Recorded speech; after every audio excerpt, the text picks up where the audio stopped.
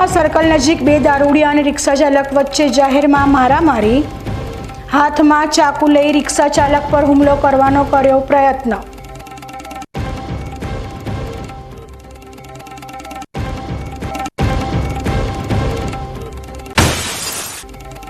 Banas medical કોલેજના 150 internal ડોક્ટરો ઉતર્યા હડતાળ પર।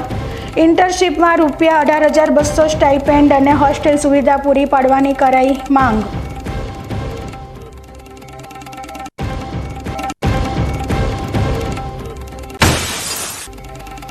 જેસોર અભયારણ્યમાં પ્રાણીઓ માટે પાણીની કરાઈ અલાયદી વ્યવસ્થા।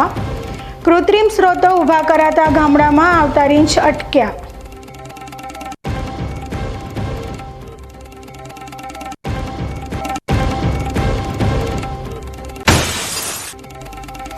આંતરરાષ્ટ્રીય દૂધ દિવસ પર BK ન્યૂઝ ચેનલ પર જુઓ વિશેષ અહેવાલ।